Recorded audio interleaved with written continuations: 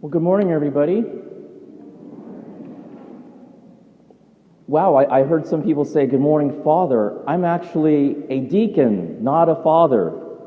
And you'll see that I wear my stole diagonal like this instead of like this. The priest will wear his stole like this. But deacons wear their stole like this. And there's a reason for that, and I'll get to that in a moment. But before I do, I want to ask all of you here, can you raise your hand and tell me what is one difference between a priest and a deacon? Okay, all the way in the back. What grade are you in? 3rd grade. What is one difference between a priest and a deacon?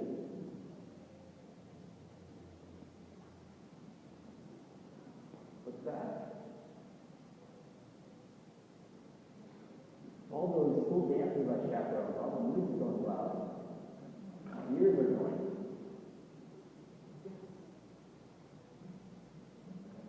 Yes, deacons wear the thing like this. And what do you call the thing? A stole. Okay. Now, another difference between a priest and a deacon. Let's go over here. Yes. What grade are you in? Yes. 4th grade.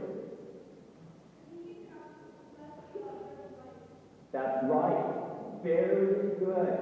The deacon cannot bless the bread of life. And the reason for that is because only a priest can change bread into Jesus' body and blood. Only a priest that was ordained. Because that priest was ordained, and then the bishop that ordained him was ordained, and the bishop that ordained him, all the way back to the apostles. And Jesus ordained those apostles. Okay? But deacons, one of the things we can't do is do the liturgy of the Eucharist. But we can do other things. Very good. 2 more, and then we'll move on here. Yes, let's do the older crowd here. Yep. Right. Well, yes, in the Roman Church, a priest is not married, but a deacon can be married. Whoa. So a priest typically is not married, but a deacon can be married. And in fact, I am married, and I have kids, just like you, at home. And we talk about a bunch of things. I'll get to that later.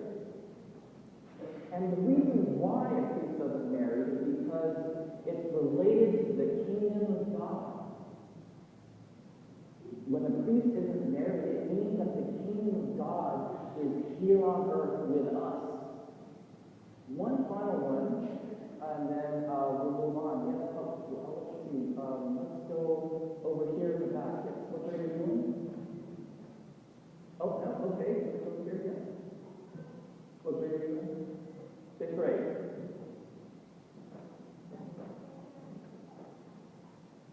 A deacon can do that. Well, yes, actually, a deacon can bless. Just like you can bless people, right? But a deacon can actually baptize babies. Just like in an emergency, some of you can baptize a baby in an emergency. And some of the things that deacons can do, we can give homilies, we can marry people, we can do funerals. But there are things that we don't do, like we cannot hear your confession. Okay, that's meant for a priest. Only priests forgive sin. That story comes from Jesus. All right, so one of the reasons why we wear our stole this way is because this is like the yoke of, you know what a yoke is? Like the oxen, the caribou that pull the plow, the farm, seed. This is like a yoke, the loving yoke, the loving arms of Jesus over the priest and us, the community. Jesus places his arms over us like this. He hugs us tight. Okay? When a deacon wears his stole like this, it's because this arm is now free service, to take care of the poor, to take care of people less fortunate. And this represents us, because we have to take care of the poor and our brothers and sisters that are younger than us, or those that are in the lower grade level than us. So a deacon on this side is the prayer side, and this side is the service side. Okay? And so those are some of the difference between a priest and a deacon. Now, if you were to use an image from the superhero, I love superheroes. I like to think of the image of Batman and Robin, because the priest is like Batman and the deacon's like Robin. But you can't have the superhero movie without Batman, right? And of course, Robin always says, holy jeepers, Batman. That's what we're doing, is we're at the Holy Mass, Father. And so Jesus finally gives us 3 levels, or 3 orders: the bishop, the priest, and then the deacon. Okay, so that's a little catechesis on what a deacon is or does. Now, let's turn to this morning's gospel from Luke. When Jesus was encountering a group of people called Pharisees, he said to the Pharisees, "Woe to you, Pharisees! You love the seat of honor in synagogues and greetings in marketplaces." The one simple point from this is we can think of Spider-Man. Right before Spider-Man's uncle died, his uncle Ben died, he said to Peter Parker, "With great power comes great responsibility." With great power comes great responsibility. In other words, we don't want to pretend that we're all that. We don't want to pretend that I'm better than somebody else. We don't want to judge other people. They might be poor. We don't want to make fun of other people. We want to respect them. Or when somebody else is picking on them, we want to defend them. Okay? Because when you have that power, you also have, for us Christians, it means we don't abuse it. We don't make fun of other people. And, in a particular way, I want to turn to the older kids. The older kids, especially this year, you older kids, this is your last year. And that means a lot of these kids are looking up to you. And you have that power, especially if you're class officers, especially if you're leaders in your class, especially if you are on a sports team and you're the team captain or you're the leader of the group. Great power comes great responsibility.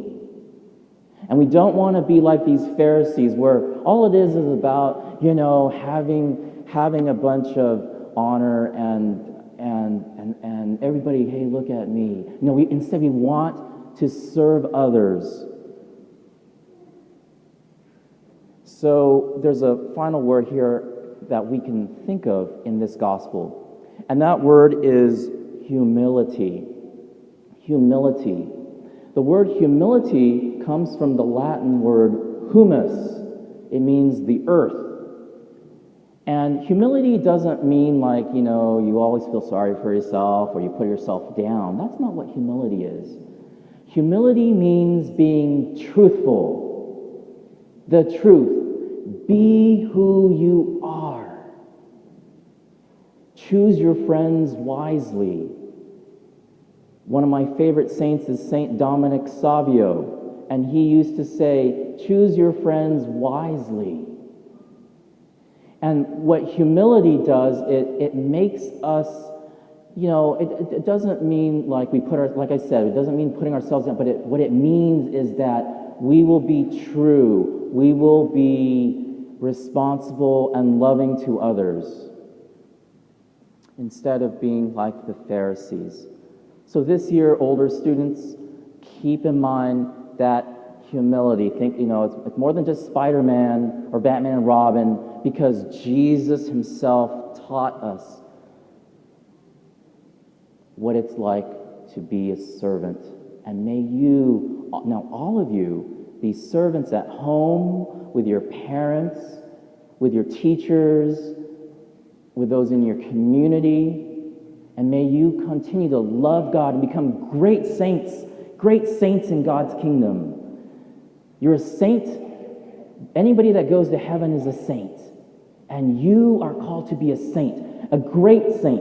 And notice I didn't just say you're called to be a saint. You're called to be a great saint, because you have shown that love and the responsibility and the respect to your classmates and to your parents and to those around you.